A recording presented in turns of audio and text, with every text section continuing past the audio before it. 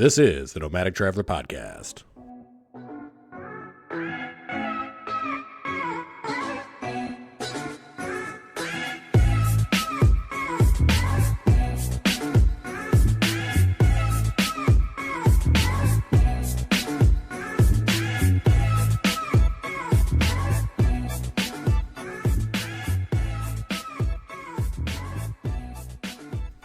Welcome to Nomadic Traveler Podcast. I am your host, Jason. And your co-host, Nicole.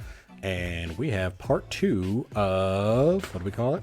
The Newbies Guide to RV Road Trip Success. Yes, it's exciting. So we gave you basically what you need to do to get ready all the way up until you get to the campsite, right? Yes, all the way up to backing your rig in. Backing it on in, yeah. So from then on, everything's going to be kind of at the site. Yes. So we're going to go through like food tips for wet weather, hooking up, all the stuff that kind of comes along with what happens once you get to your site. Yes. The exciting part. So you got anything, what's new going on in your life? Anything fun going on? Absolutely nothing. How was your day? Was your day good?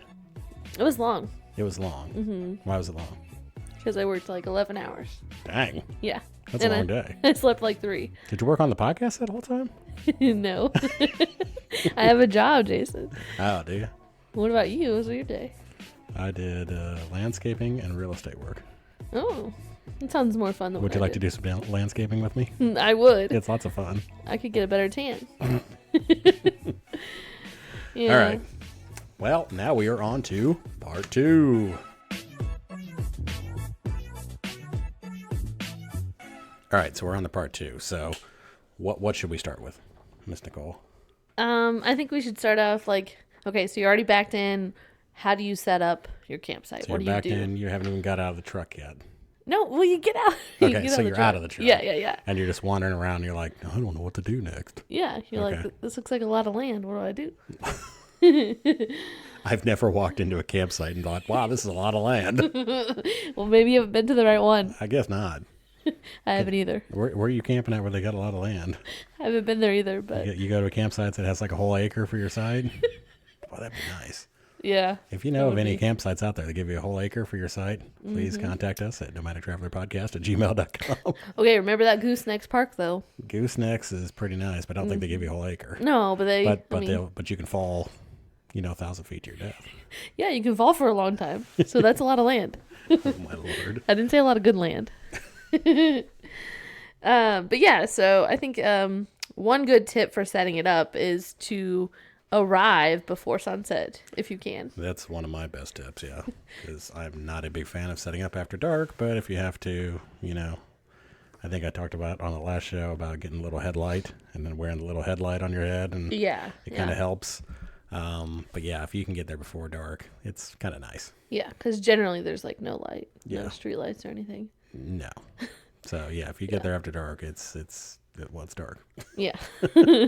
So that would be good. Also, looking ahead at the campground. So I've done this before. You kind of can Google map the campground or just look at the map on their website to kind of see what the spot's going to look like that you got. Yeah.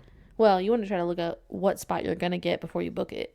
But if you just have to get one, So you just kind of have get a it. plan when you get there. So I'm on like site 33, so you can Yeah. kind of see like what way you need to come in and how you're going to back into the spot. And Well, and kind of visually plan out in your brain, where I want to put everything, how I Yeah. want to set it up, yeah.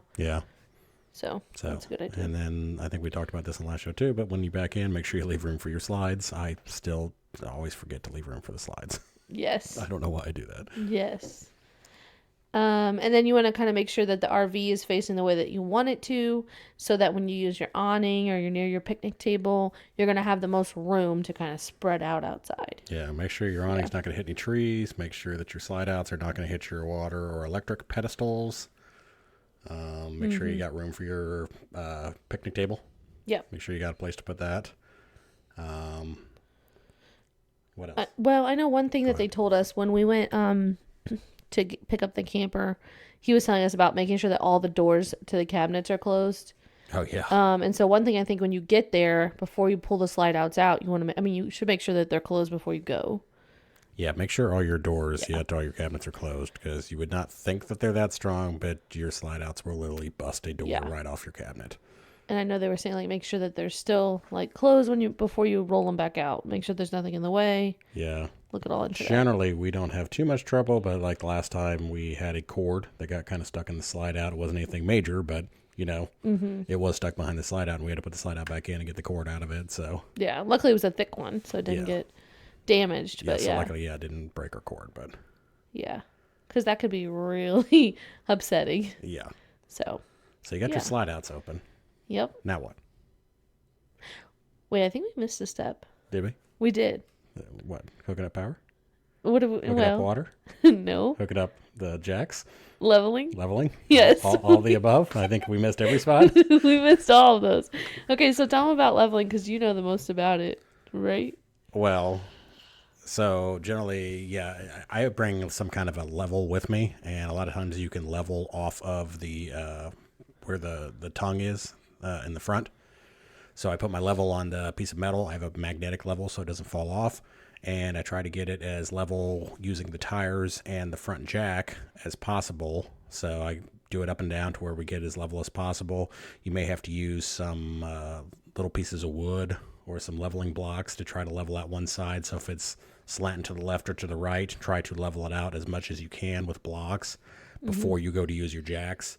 Your jacks are not for leveling. Even though they're called jacks, they're just stabilizers. Okay. So all they're doing is keeping it from moving around too much. Okay. Which you'll find they still move around quite a bit, but it's keeping it from moving around too much when you are in there doing your thing, moving around, walking around, that makes sense. doing everything in there. But all they're really supposed to do is keep you from stable. So it is not to lift it up. So many people make the mistake of trying to lift up the trailer in some shape or form with the jacks. That is not what they are for. Okay. Even though you use a scissor jack to jack up your car, it doesn't work with a camper. It didn't seem like it would work with it. So you will bend your jack, and if you bend your jack enough, you won't be able to put it back down, and then you'll have to tear your jack off and then replace it if you want to use your camper again. That'd be do unfortunate. not try to level it. Don't do that. So you want to do that all with blocks before you start doing the stabilizers. So even if you have a power stabilizer, everything all the way up to like hydraulic leveling. Now, if you have a unit that has hydraulic leveling, that is designed to actually level the coach, and it has the ability to pick the coach up. Oh. So if you have hydraulic jacks, which usually comes on like nicer Class A RVs, if you have that, then yes, that can absolutely level the coach. But if you have self-leveling or anything like that on a travel trailer, and it is done by any kind of a screw jack or an electric motor, that is not designed to lift it up. So Okay. That makes sense. So how long can this part take? I mean, it depends on how level your sight is. So if your sight's not super level, I mean, it may take a couple of attempts to pull it back and forth and try to get it level. You may realize that, it looks fairly flat, but then when you get in there, you may figure out that it's slanting real bad to the right. So now you need to pull it forward, put some blocks underneath it, pull it back in, go inside, kind of feel it out, put the level on the floor inside the camper, put the level on the frame, try to see like where you're at in there, and try to get it as close to level as possible. And then, like I said, then do your jacks. Now, I'm just curious, if you are staying like for only one night, how important is it to really make sure that it depends on how much it bothers you. Okay, so it's not going to mess anything up if you... Not really. You don't want it to be too far off, though, for your refrigerator. Your refrigerator is supposed to be level. Okay. So it will not work properly if it is too far off level. So I kind of tend to like it to be slightly off level to the rear and to the right, opposite of your front door. So then if you have runoff, if you have rain, air conditioning runoff, stuff like that, it runs off to the back corner away from where you're at. Oh. So you do not have water running off on the front side anywhere, where you're going to be. Yeah. So you don't want the ground wet. If it's, if you're in a grassy area, it's going to make it muddy. Yeah. So you want it to try to be as far away from you as possible. So you kind of almost want it a little off level just because of that. Yeah. So, That makes but it sense. depends on how sensitive you are. Some people want it to be, perfectly level. So it is nicer when you're sleeping. When you're sleeping, that's when you're generally going to feel it the most, is when you're laying down in the bed and you're like, oh, this thing's not level. You're like, my head's rushing. This is, I got blood going to my head and my right arm. Yeah. I'm just thinking of like some people who, you're on your way back, you're just stopping for the night maybe you're stopping for exactly 8 hours just to sleep a little bit. If you're just going to sleep, I have gone places and I've literally just left it hooked up to the truck and I've dealt with the bounciness. I don't put jacks down. I don't do anything. I pull out a power cord. I put whatever. I might even put all the slide outs out. I put whatever slide out I need out. And then you just So the one that I had before this one didn't even have a slide out for the bedroom because sometimes I would literally not put any slides out. you just I go would in just and hook go to up bed. power, hook up your air conditioning if you need it, Yeah. and then I would go in there and go to sleep.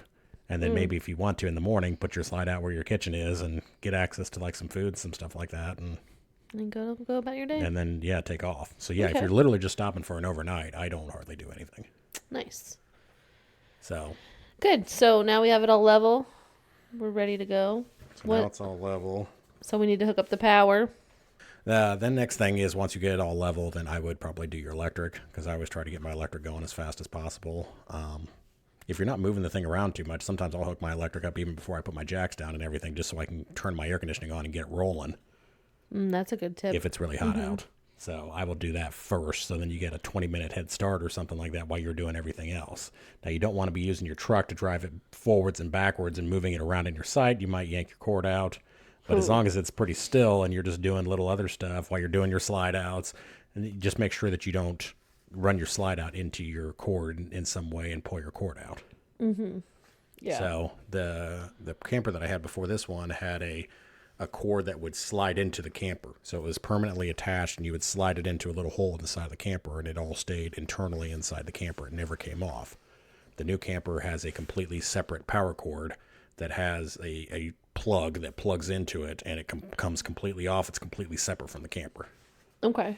So, and it goes directly into the back of it. My previous one, it went into the side of it in between two slide outs. Oh, that's So you weird. could, so you could accidentally close a slide out on the cord. Oh. So you always had to make sure that you didn't like pull your cord because if it was going straight down, you were okay. But if you pulled it like over to a power box somewhere and it was kind of going at an angle, you could close the slide on the power cord. Interesting. So yeah, you always had to be careful that you didn't do that by accident. Seems like most of them are made in the back now. Do you think? It seems like a lot of the ones I've been seeing more recently, the modern ones do seem like they're in the back, which kind of seems like it's a little nicer. Yeah. Because you're going to be backing in. Most of the poles, the connections are in the back. It depends, yes. Seems It like. depends on what kind of park you're at. The older parks are all on the side, I think. But I think most of the modern parks are more kind of in the back. Okay. So Yeah. So, you want to hook your power cord up. I highly recommend that you get some kind of a surge protector. Get your surge protector going. Plug everything together. Make sure that you have power. They have various different kinds of surge protectors. Get whatever makes you feel the most comfortable. They have ones that are very expensive that will protect against brownouts, all kinds of stuff. And that's the one that we have in particular because I have had a lot of problems with brownouts at parks. So if you get summertime, everybody's running their air conditioning and everything's going all the time, you will get brownouts at a park. And a brownout is where you have low voltage. So you have voltage, but you get too low a voltage. And it's bad for things like televisions, your stereo, your microwave. Those things have to have 110 volts. wow. So you could be running like 95 volts or something like that, but it's bad for your equipment. So my surge protector will shut off if you have a brownout. Yeah. That It'll was keep something you I never knew. Yeah, it'll keep you from damaging it. So you can get cheaper surge protectors that basically just protect you against lightning. So if lightning strikes in the park and you have lightning traveling through the power line, it's not going to get into your camper and destroy your camper. Yeah. So it's very expensive to rewire your camper. I bet. If you fried all the wiring inside your little walls and stuff, it would be, it basically would almost total it. Do you remember how much the surge protector? I think it was like $3. The one that we have, I think, is about $300, I believe. Yeah. Okay. Yeah, I remember. So, and then they have cheaper ones, I think, around $125 that just protect against like surges and stuff. Okay. So that's a good buy. it depends on like your comfort level. I would at least get the surge protectors that protect against surges. So, because they do have storms, especially if you are in the southern states, Georgia, Florida, especially in Florida. There's a lot of lightning down there, and there's a lot of lightning strikes, and you will fry your camper. It's just a matter of when, not if. So up north, you might be able to get away with a little more. There's still a lot of lightning, though. Yeah. So, it's up to you, your level of comfort with the liability that you're taking. Right. All right. Well, then you're all hooked up with your electric, and you're gonna need your water next, right? So yeah, so my recommendation is to hook it up. You're going to want to run water through your hose at first just to make sure that there's no spiders, no cobwebs, no muck, no nastiness inside your hose since the last time you coiled it up.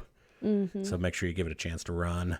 I did get a tip one time where some people were saying that they took like a little spray bottle and they mixed like some diluted bleach in a spray bottle and they would spray up in the spigot at the campground just to make sure that everything was clean up in the spigot inside the campground. You don't know how long that's been, but since that's been used, you don't know if somebody was letting their dog drink out of it or something like that at the last. So Yeah. Their kids play with it all the yeah, time. who Yeah. knows? Yeah, sticking your finger up in there. So they said they sprayed theirs with a low concentration of bleach and then would let it sit for a minute and then they would turn it on and let it run, run water and flush it on out.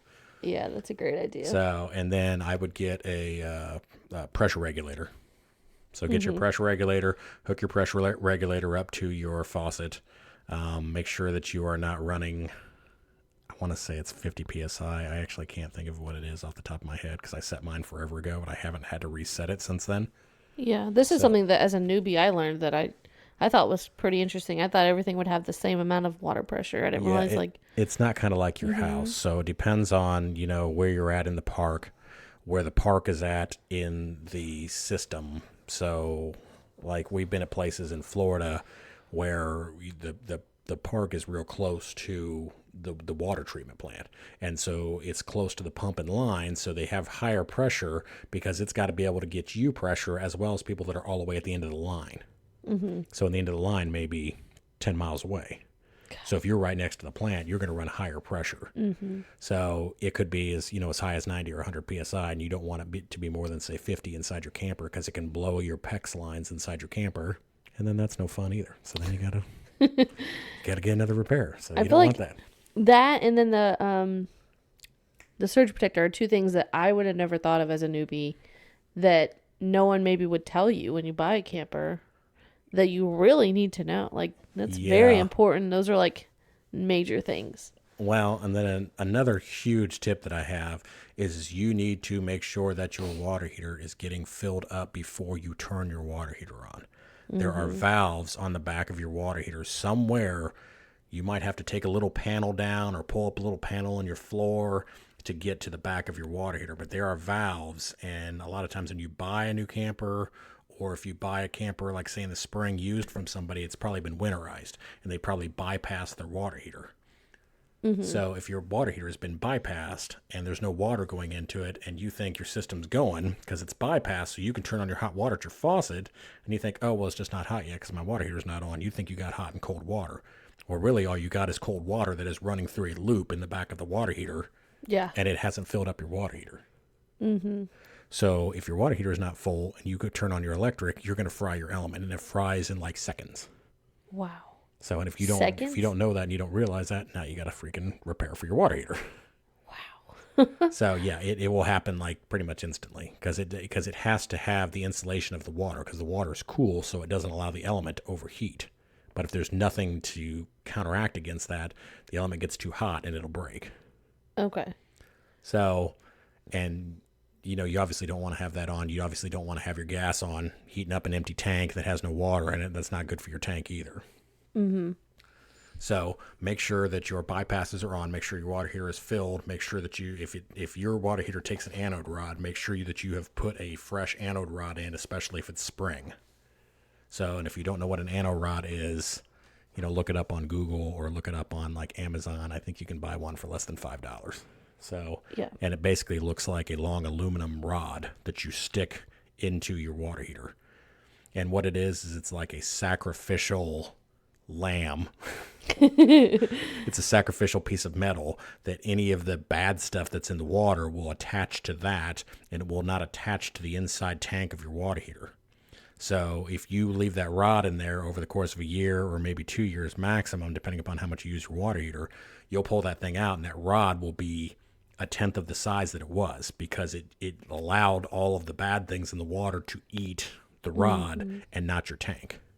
Yeah. So I highly recommend when you winterize, you pull that rod out, you let all the water come out of your water heater in the winter, And then in the spring, you buy a brand new rod, you stick your brand new rod in, and then you're good to go, and you don't run the risk of it starting to eat your tank. Yeah. So it's also good to flush out any hard water deposits or anything that might be in your water heater as well. So you should also do that in the fall, so that way spring when you're hooking up, everything's good to go. Mm-hmm. Yeah, it's a great idea. So that's a huge tip. Make sure that you do not turn that on until you're 100% sure that your water heater has water in it. Yes, if you bought a new camper or campers Or used camper or anywhere, yeah. Those are 3 things I think you should definitely think about. For sure.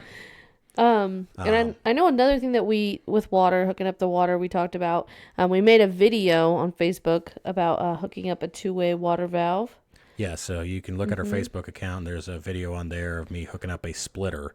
So that way I have one side of the park water that comes into our site is going directly to our camper, and it's 100% dedicated to our camper. And then we also have a second hose that we hook up that we can use for whatever you want. You can use it for washing your truck. You can use it for washing the camper. You can use it for watering plants.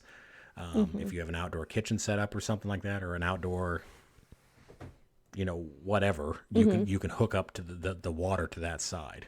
Yeah. So it allows you to have a second line, so then you're not unplugging the line from the camper and getting air in your line and stuff like that. It just makes life a little easier. I like it too for just even like washing my hands outside or filling up the dog bowl or, there's many things it's good for. There's a million things that you can use for. So once you do it, you're like, ooh, I can't believe I never did this before. Yeah, good idea. So another thing too is you can hook up an inline water filter that goes to the camper too, so you have filtered water going into the camper, which is another thing I recommend. A lot of parks have, it has water, but it's not filtered water. And a lot of times it's well water. It's not run through a softener. It's not really run through any kind of a filter. So it's not bad, tasty, but it's not good. If you're a water snob. So, and then that is the same thing as the surge protector. There is a whole host of different levels of water filters that you can get. So you can get just a basic inline filter that's really just going to filter out like sediment, and it's just going to make sure that you don't get sediment coming in. At the very least, you need to make sure that you have one of those. Those go bad quickly, so they're real cheap, but then you're going to go through them like once a month or something. Yeah. Or every time you go, you need to just put a new one on. Mm-hmm. So, and that will keep sediment out of your lines. You don't want sediment building up in your water heater, in your lines. It's no good. Yeah. So, and then you can go all the way up to like a water filtration system that can be a few $100s, but then that can allow you to drink the water and have every good quality of water in your camper that you would have in your house. Not have to buy constant water bottles. Yeah. Yeah. Yeah. The water bottle thing can get a little old when you're camping. So if you could actually use some of the water from your camper, it would be nice. Yeah. Plus, either that'll get you a Brita or something, per our climate change episode. Right. We need to be worried about that. Right. Stop just using water bottles all the time. Guilty. You can get refillable ones. You can get glass water bottles. You can get aluminum or stainless steel water bottles. Mm-hmm. So get something like that. Get you a nice inline filter. So we ended up springing for a little bit nicer inline filter. I've previously used a lot of the cheap ones, but we do have a nicer one that we use, and we have an ice maker, and we use it to make ice. I've drank the water. I mean, it tastes fine, and you can tell it's good quality. Yeah. And then you've also aren't getting nasty stuff in your lines that are running throughout your camper too. That's true. So it'll extend the life of that as well.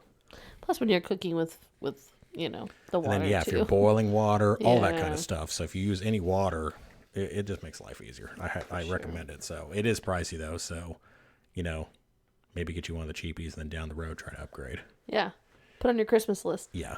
And then they do actually have little bitty water softeners too. So when I was in Florida, we had super hard water, and we used a water softener. So we had a little bitty inline water softener, and actually just used like a box of table salt. So like once a week or every 2 weeks or something, you would go out there and like take it apart and like dump a box of table salt in there. What? And then the table salt would work with the softener, and it would soften the water. That's so cool. So it's just like buying that Morton's salt that you get. Same type of thing. So same principle. Interesting. So, and it worked pretty good. So really I was pretty impressed with it. So we have a filter now, but we do not have a softener. So if you really are feeling bougie, fancy, you can get a softener and a filter. Yeah, that'd be worth it, especially if you're going to be full time one day. Yeah, That's what you especially if you're if you're full would. time in anywhere, or if you're like long term, like all summer long in a seasonal spot. Yeah, It does make life a little nicer, a little easier. for sure. All right. Well, now we've got our electric going. We got our water going. What's next? Time to put the slides out, right? Yep. Well, we put our slides out. We already put our slides out. Remember? Well, I know. We did a little backwards. Yeah, we did a little backwards. So, But now you put your but slides generally, out. if you're not in Yeah. kind of a hurry, that's kind of how I would do it. I would hook everything up on the outside, then I would go to the inside. I would put your slides out, make sure nothing, make sure all your doors and panels are closed, make sure that's all working right. And get your slides out. Your slides are going. Get your air conditioning going. Get that fired up, and then put your awning out, which is usually what I do. I mean, I guess if you don't want to, you don't have to, but. Yeah. I always put my awning out so that I'm getting extra shade on that side of the camper. I feel like it makes the air conditioner work less hard. Yeah, and if you are coming in later at night, it's good to put the awning out because then you can put the lights on, and you can put the lights on, and more. it'll help you see. Yeah. Yeah. So, there's mixed trains of thought about leaving your awning out at night, because if it starts raining or something like that, you can damage your awning. So a lot of people like to leave their awnings in at night. I tend to leave mine out. I always wake up if there's a storm or something like that. So if there is a storm, I will get up out of bed and I will put my awning in if I can hear it doing something. If it rains a little bit, your awning's going to be fine. I mean, Yeah. it should be. Well, and I know as a newbie at first, like I was concerned about it being wet when we rolled it up, but then I realized it's always pretty much wet. It's pretty much always wet. There's almost nothing you can do about it. Yeah, so if you're new and you're worried about that, because I was Yeah. like, do we need to squeegee it off? I don't know. No. I didn't want it to mold, but No, it's going to get wet. So, I mean, and then the one I had before this, all the ones I had before this had white bottoms, and the white bottoms would get black and dirty looking, and there wasn't a whole lot you could do about it. yeah. The They new- do make cleaner for it, though. They do make cleaner, and the cleaner works decently. Doesn't it? So, I mean, it's not going to get it all off, but it'll definitely improve it for sure. Yep. Okay. All right. Well, now we've been there. We've been traveling all day. We want to go to the bathroom, right? That's too bad. We can't go? Dang. No, that's for PP only. I do know a lot of people that have that rule. PP only. If you got to take a poo-poo, go down to the campground bathroom. I wouldn't be mad at that. I wouldn't be too mad about it. Well, for kids, though, it's doing a lot. We just want them to use the restroom at the end of the day. So next we want to hook up our RV sewers, our sewer line. Okay, so with the sewers, I would get a good quality sewer hose. This is usually the area where everybody wants to chintz, but I've had them fall apart on me. I've had them spring leaks. I've had them slip off of the connections. I recommend that you don't want poo-poo on you. So I recommend that you spring for a quality hose for sure. Yeah. And then you want to kind of get something that can be your sewer support. So it makes it like a slope so that your sewer line is sloping down and allowing it to drain without you having, let gravity do its job. Yeah, if you're going to be at a site where you're there for like a week or something like that, I recommend that you spend the time properly sloping your clean out or your sewer soak, because you're going to be doing it at least a couple times, once or twice, maybe 3 times, depending upon how much you're showering. Yeah. So you get something that's kind of like almost like a gutter, and then I have little screws that I can level up and down, and they're say every 6 foot on this thing that can go up to 20 foot long or so, 25 foot long.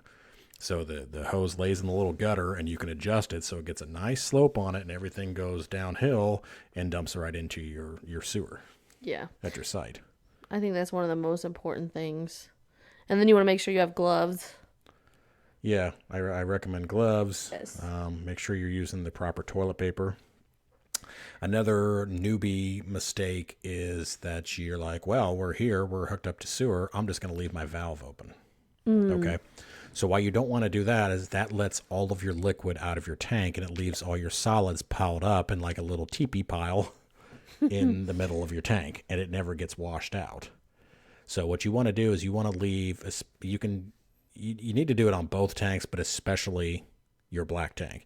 Leave your black tank closed. Wait till it is 100% full. When you pull that line, it creates a vacuum from the water whooshing out of there, and it pulls all of your solids along with it. Oh, yeah. So you want to be over halfway full. Do not drain your black tank unless you are over halfway full. If you are done for the weekend and you've only got a quarter tank full, fill the tank up with fresh water and then whoosh everything out of there so you're getting as clean of a tank as possible. So do not just drain a quarter tank because you don't get enough of a suction and a vacuum to vacuum out the solids. Well, I know we talked about this before. We talked about like it becoming a brick too. And then, if you leave it open all the time and it's 100 degrees out, your little poo-poo teepee will turn into a poo-poo rock. And then it's like almost impossible to get out of there. Yeah, we've had people tell us that they had to kind of replace theirs. We've had people tell us that they've had to replace their tanks. Yeah, so it can be bad news. Yeah. So let it fill all the way up, whooshing on out of there. I mean, even if you got, 4 or 5 people using the same tank, you still shouldn't be, cleaning it out more than every, say, 2 days or something like that. Yeah. So I have been guilty of leaving my gray open. The gray is kind of the same thing. If you leave it open all the time and you're washing dishes and stuff like that, you get little food particles and stuff that lay in your tank and they don't get properly washed out of there.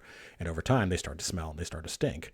Yeah. So if you let it build up, and it's the same thing, it evacuates any of those solids out of there and they go down the drain. Yeah. So it's better if you do that for sure. I've had ones where my kitchen sink is separate from like my shower, and I might leave my shower open all the time because there's not really any food or solids going down that. Right. So, and then you're using more water in your shower. So I've gotten away with that. But if it's not, and you got both your gray tanks all drained into the same one, and you're washing dishes and stuff, you do not want to let that pile up because it's the same thing. It all just sits in your tank and it creates an odor problem. Yeah, and build up. Another thing I would suggest too is always double checking that your sewer hose is connected correctly. Yeah, make sure that everything is 100% connected very solidly before you pull any of the valves. Because if not, it could end up. Do not, because if you got your sewer hose on there, but it's not, say, locked on there, when you pull that valve and that water comes rushing out of there like Niagara Falls, it'll blast your sewer line right off of there. It has more than enough pressure to blast it right off of there. Mm-hmm. Then you got poop everywhere. Yeah, it's just it makes for a bad day. Yeah, that doesn't sound good. So. And then another thing, we want happy campers, not unhappy campers. Well, the people next to you don't want and the you people to next to you don't want to smell that. They're not going to be your friends after you spray your poop because it's going to be on their side too. Yeah. It's going to be spraying out of the opposite side of your doors. Yeah, you're going to be spraying it towards their door. You're there for a week, and they're like, "Okay, here we go." These jerks.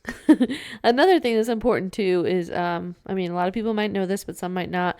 When you use the restroom, I always learned the trick to fill the toilet up with water again. You want the toilet to have some water in the bowl. Yeah. So the water in the bowl creates a seal to keep the odors down. And then it also, again, the water in the bowl creates like a vacuum. So as it goes down, it sucks all your solids down with it too. So if you do number 2 in the toilet, you want to have more water in the bowl. So you can get away with having maybe just an inch of water in there or something like that if you're only doing number 1. Yeah. But if you're doing number 2, you probably want more like 3 or 4 inches of water in there. Yeah. So it pulls any solids out with it. Well, and if you have kids, I like to always make it pretty full of water. Not full of water, but I like to put quite a bit. Because I think if the kids are ever running in there and need to use the restroom, no matter what they're doing, it'll be set up and ready. Yeah, see, I always have a problem with the kids wanting to use too much water. They'll be in there like flushing, then I hear... Like, oh, this is a cool and noise. I'll yell, and I'm like, hey, stop. You're going to fill our tank up. Right. So that's something to think about teach too. the kids how to use it.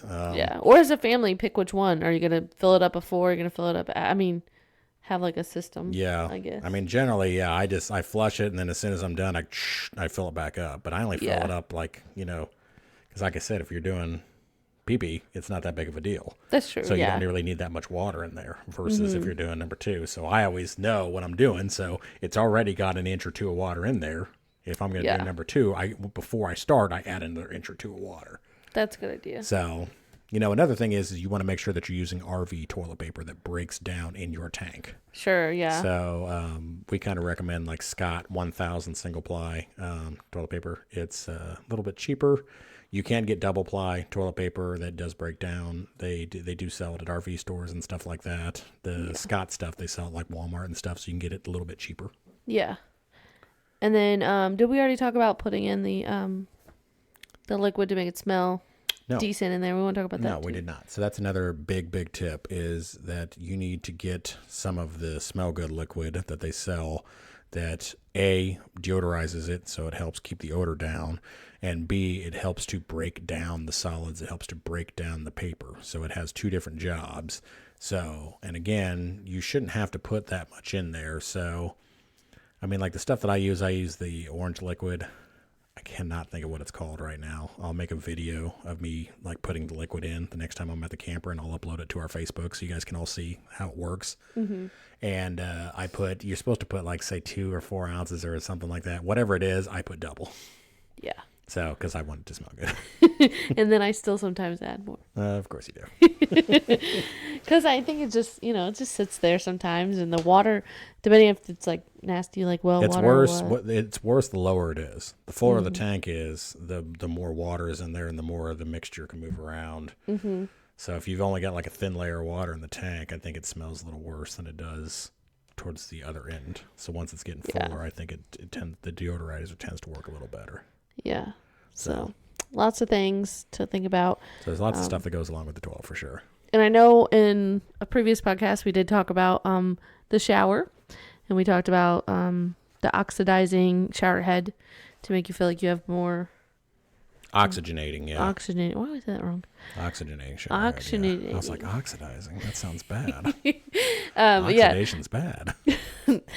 But yeah, so it adds pressure to the you feel like there's more pressure to the water. Pressure because it's adding in water or oxygen with the water. Mm-hmm. So ladies trying to wash out your hair, it's a struggle because you're trying to conserve water. I mean, it depends on how old your camper is. The newer the ones are, they tend to be a little bit better. But if you have an old one, they used to put really just low quality shower heads in. So they do have wondrous shower heads now. So if you got an older camper, if you upgrade, you'll be happy. Put that on your Christmas list too. For sure. Yeah, so I think that's pretty much it, right? For the sewer part. Yeah. So now that we're done with sewer, do you want to move on to food? Yeah, I mean, might as well, right? Let's go backwards up the chain, huh? This is how you fill it up. This is the fun part.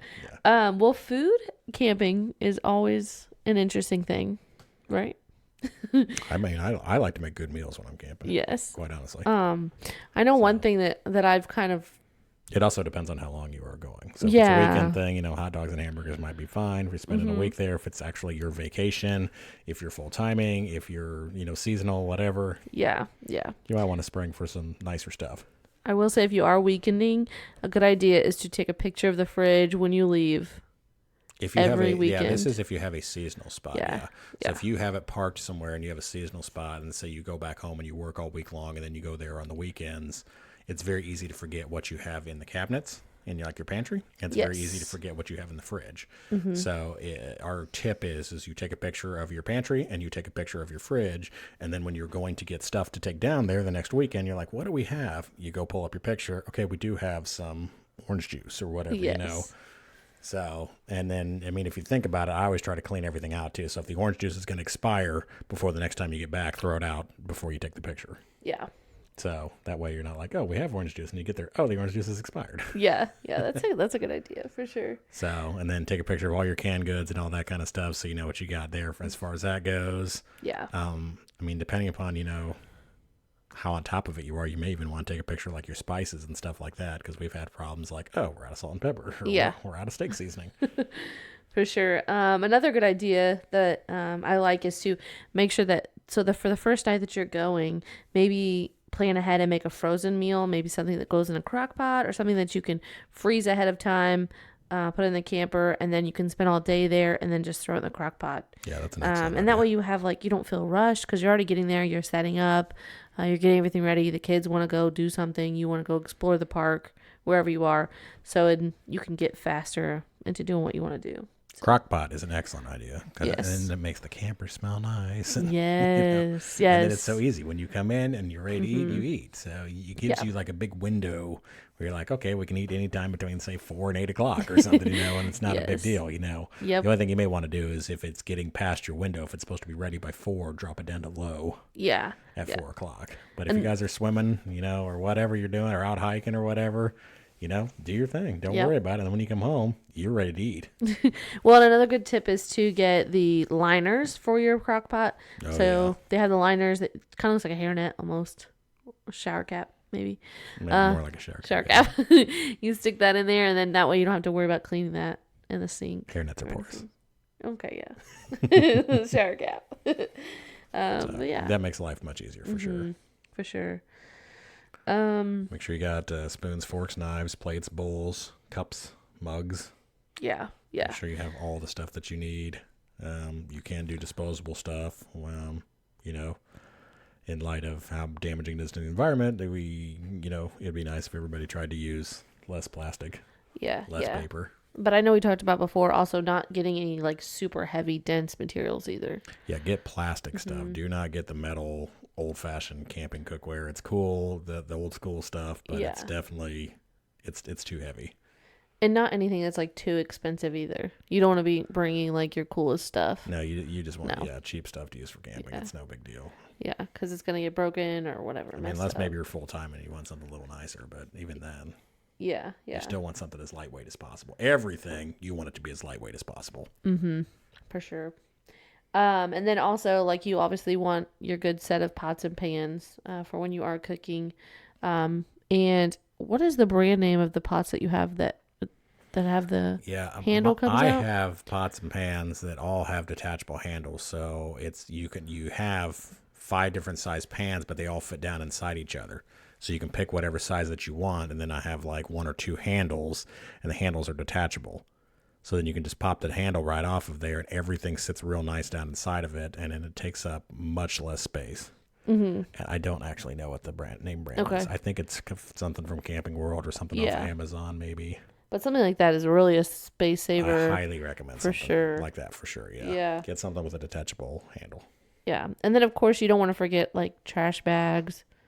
I don't know how many trash bags we go through. Plastic baggies. It's always nice to have plastic baggies and stuff like that too. So, and then we have, like I said, we have an ice maker that we use.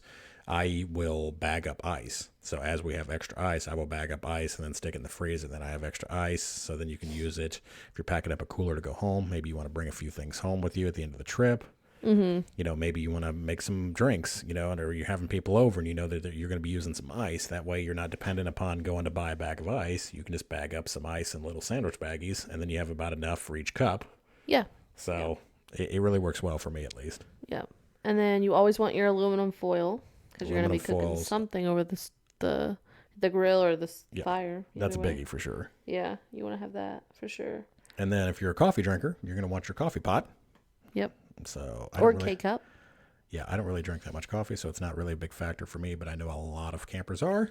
A lot of Yeah. campers are early campers, and they like to get up and drink their coffee and hang out and listen to the birds chirp. And Yeah, yeah, yeah. so make sure you bring your nice coffee pot and make sure it's somewhere where it won't slide off the counter. I've also heard horror stories of people leaving them on the counter, and then they get there and their brand new K-cup coffee pot is all in a million pieces because it slid off the counter while they're en route. Oh, goodness. So I hear lots of horror stories about that. So make sure that your coffee pot is secure somewhere. Make sure it's in a cabinet or my tip is I take everything that would be on the countertops and I stick it down the sink. Yeah, So that's kind good. of like my best thing, or my best tip is I clean the sink out really good, and then I can stick anything that I would want on the countertops normally just down the sink. Then when you get there, you pull it all out of the sink and you stick it back on the countertops, and you're good to go. You're good to go. Yep. So, and then for generally, it won't hop out of there unless you're really going off-roading or something. Yeah, another thing I think would be important to do too is to make sure that you locate where is the closest store. If your campground doesn't have a little camp store, because you're always gonna need something. Yeah, I that feel would be like- something nice yeah. to check ahead of time for You sure. always are gonna forget something. If you know where you're gonna camp, you need to make sure you know where something is on the way. For sure. If there is anything, there might not be. Sometimes you're very close. Yeah, sometimes there's nothing around. So sometimes you got to make sure you bring everything with you. So yeah, that's definitely something I would research ahead of time and know, is there something that I can go run to if I need something, or am I really 100% on my own? And if I forget anything, I'm just out of luck. Yeah. Yep. And be flexible, because things are gonna happen. For sure. Yeah. Be flexible. Roll with the punches. Life goes on. Things will happen. Yeah. Okay. Just know something's gonna happen. Yep. And some of the best meals actually come from that. So I'm just saying. Yeah. Those thrown together meals when you're like, okay, I have this, this, and this. What are we making? Well, and then going along with stuff will happen. What do you do when it rains? Oh, gosh. So, because that's going to happen. Yeah, unfortunately. So, I always recommend that you have, maybe a couple board games, a deck of cards. If you get a nice TV, DVD player, maybe a couple of your favorite movies in there. You're going to want something to do, especially if you're traveling with kids. Yeah. Kids hate it when it rains and they can't go outside and they don't have anything to do. That's not their favorite. Yes. Well, and also you do have your awning, so you pull your awning out as well, so you can... If it's not raining real super heavy, you can pull your awning out and you can still sit outside and enjoy things and try to stay out of the rain. If it's raining pretty heavy, I recommend you put your awning in and stay inside. Yeah, for sure. So, because sometimes your awning can get overwhelmed, and if it gets overloaded, you can break your arms, and then we're back to not having a good time again.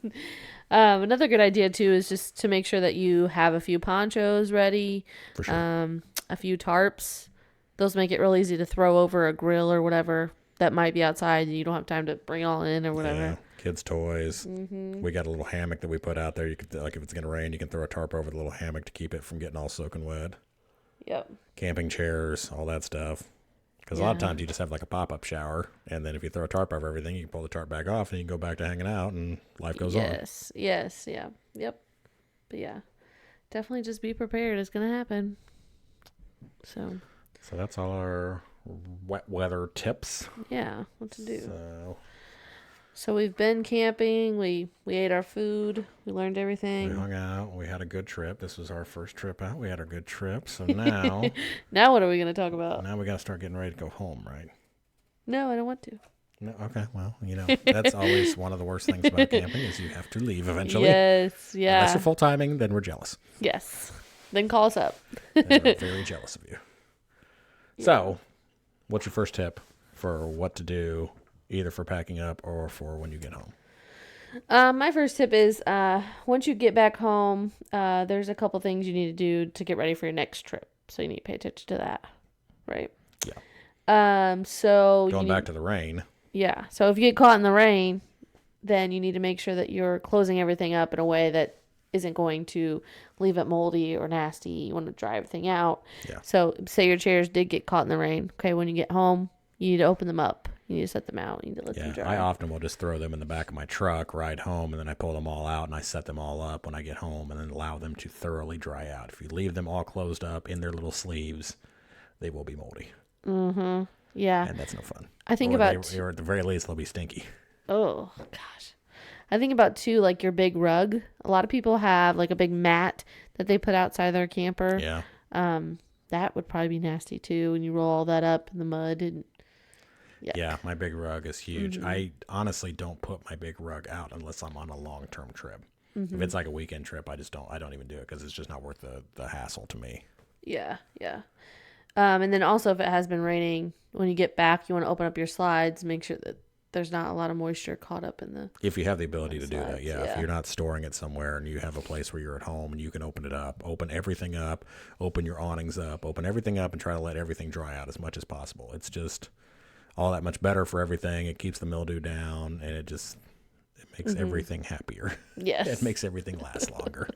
I feel like once you get that mildew smell, it's hard to get rid of. There's no getting it out. Bleach. Oh, gosh. Yeah. Clean everything with bleach.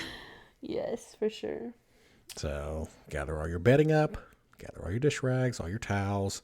I always have like a basket that I basically keep everything in. So I take everything out of the camper in this basket. I generally almost do my wash instantly is what I normally do. As soon as I get home, I do all my wash. I put everything back in the basket, take the basket back out to the camper, and then you have a fresh set of everything ready to go for your next trip. Yeah. And then you're not trying to do it the last minute. Right. You don't want to forget it. That's the same thing with spices and foods too.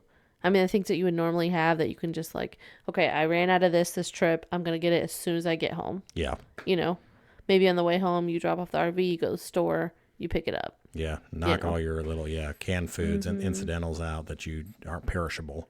Yeah. Because you definitely don't want to get there and not have it the next time. Correct. So, for sure. After every trip, give your RV like a quick wash if you can. If you can, yeah. If it's available and you have the ability to do it, I highly recommend you wash it all down. It just makes everything nicer. You're always going to pick up rocks and mud and things kicked up from the tires and stuff. Yeah. And cobwebs and. Yeah, I'm kind of sad we didn't make a video, but we actually cleaned it the other day. We did clean the camper the other day. And it was fun. In my eyes, it was okay. I'm not in love with cleaning the camper. I don't know. It's kind of fun to me. It's just so big. Yeah, it's so big, and it took us 3 hours. Yeah, it took us 3 hours to wash the front cap all the way around. I got up on the roof. I cleaned the slides a little bit. I made sure I blew everything off the roof. I didn't like thoroughly wash the roof, but I really did. Yeah. As much as I possibly could for that time, and it still took 3 hours. Well, and I don't think it's like washing your car because you're trying to reach up so high. Your arms really get tired. Yeah, it's a workout. It definitely takes way longer than you think it's going to. It's not easy. Yeah. Yeah, for sure. Way longer. But it's fun. Well, in some places we'll have a service for that if you're like, that's not me, I'm not into that. If you're at a cool campground, they may have a service where they'll come out and wash your camper for you. And they do have services that you can call where they'll come out and wax your camper for you as well, too. So if you take care of it and you wash it and wax it, it'll definitely stay newer looking longer for sure. Mm-hmm. For sure. Yeah. And then you do want to clean off, like Jason said, clean your roof a few times a year. Yeah, I recommend cleaning your roof. Yeah, all the time. Yeah. Be like manic about it. Especially if you're in a campground with a lot of trees. Yeah, the more you clean it, the better. Yeah, if there's tons of campgrounds, trees. There's tons of trees. Yeah. It just makes a mess. It clogs your gutters up. It clogs all your slide outs up.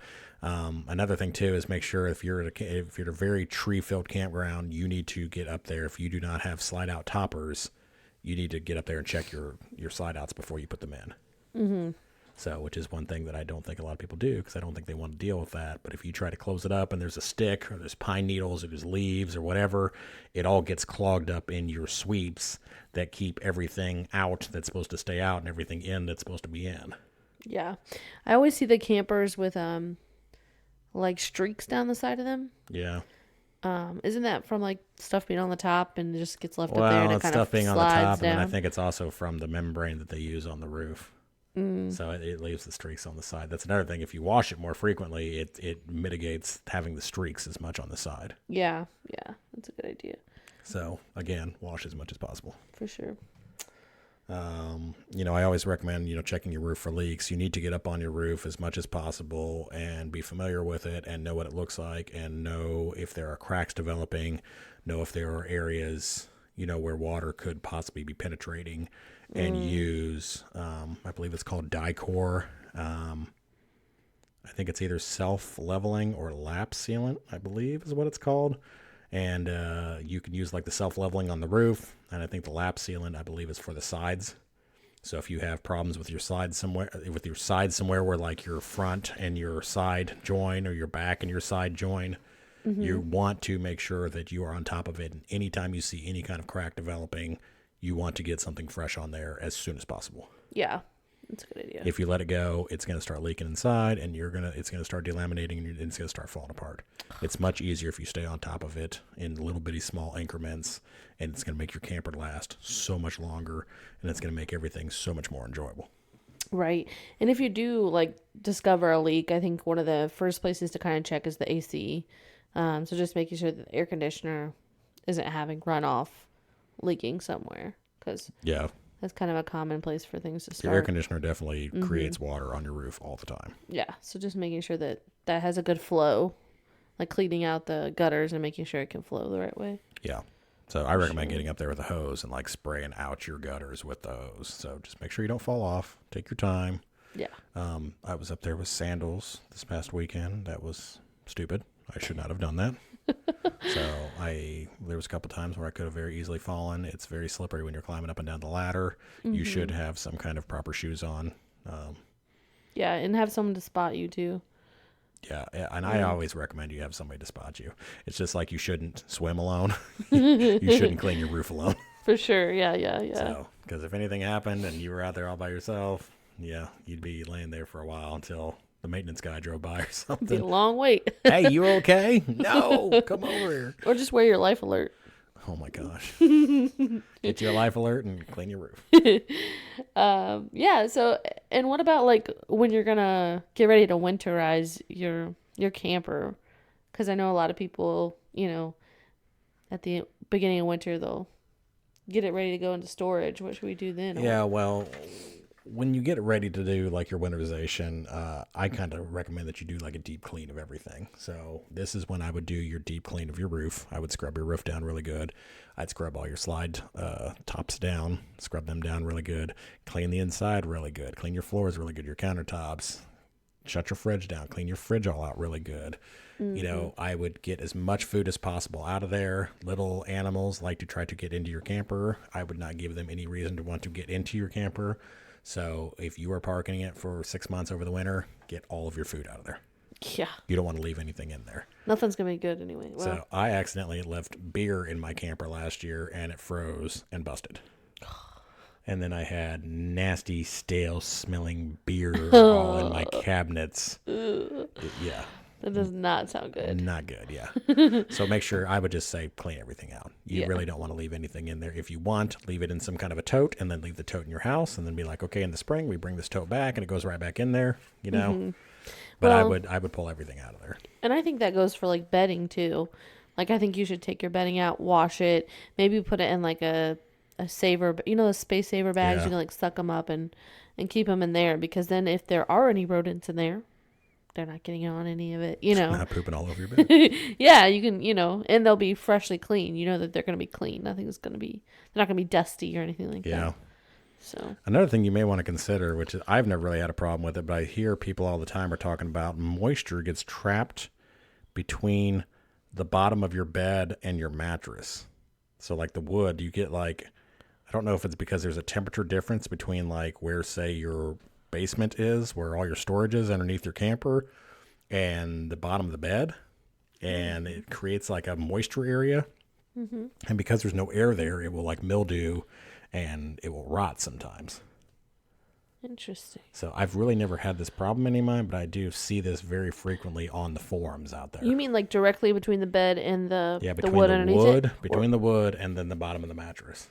Really? Yeah, and it'll create like a bunch of mildew or mold there, and then the mold can start to eat your wood, and it Yeah. can start to eat your mattress, and it creates an odor. Yeah, and that's not good for your breathing. So would you want to lift like your mattress up if you have room and like push it against a wall? I would consider like standing it up against a wall, and then try to make sure it's standing up as straight as possible. If it's standing up somewhere where it's leaning, and it'll develop a curve from sitting like that for 6 months or something. So you want it to be standing up as straight as possible, but maybe pull it into a hallway or something like that where it can just stand up in a hallway, and then you definitely don't have to worry about that happening. That's a good idea. So I personally, like I said, have never had that problem, but I do know that it happens. I've seen photos from people in the forums, and it does seem to be a fairly common problem. I don't know why it hasn't affected me. I mean, I guess it makes sense. So I guess I've just been lucky in general. Yeah. So, and then the underside of like the bed in my current camper, it is inside. It is an interior compartment. It is not an exterior compartment. So I don't know if that makes a difference. Yeah. So like maybe if your bed was interior and your compartment underneath was exterior, so it's warmer inside and it's colder outside. Maybe it's like a beer can that condensates or something. I don't know. Yeah. See, so many things to think about. So yeah, that's another tip that I would definitely look out for. Yeah. Just move it into the hallway. That's a good idea. Yeah.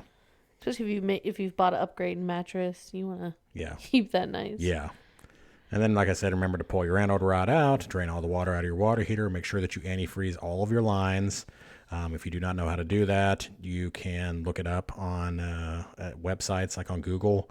You can get all the equipment that you need off Amazon.com. If you're really trying to do it and you're really stuck and you can't figure it out, email me, nomadictravelerpodcast@gmail.com. And I will definitely help you out. I don't mind helping people out. Yeah. So, if there's actually any newbie questions about anything or, yes.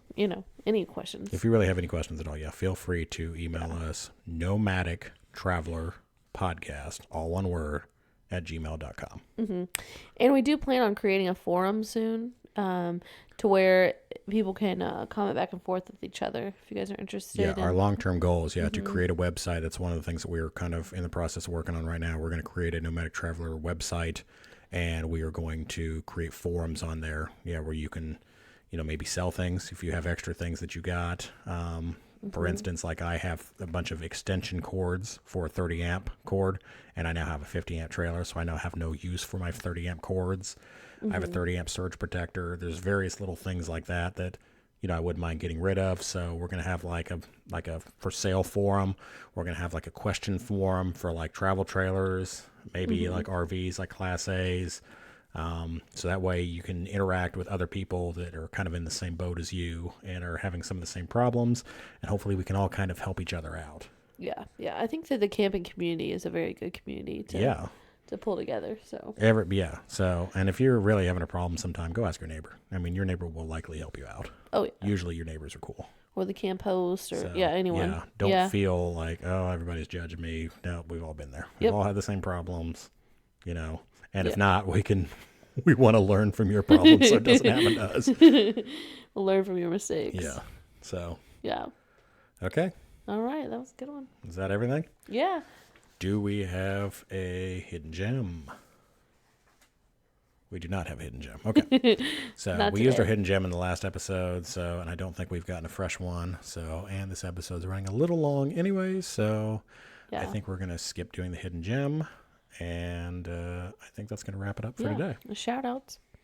And then, we can do our shout outs. We are still growing like crazy. Yeah. We have, we got some new downloads in Canada. Yeah. Let's see, what did we get recently? Let's see if I can find it.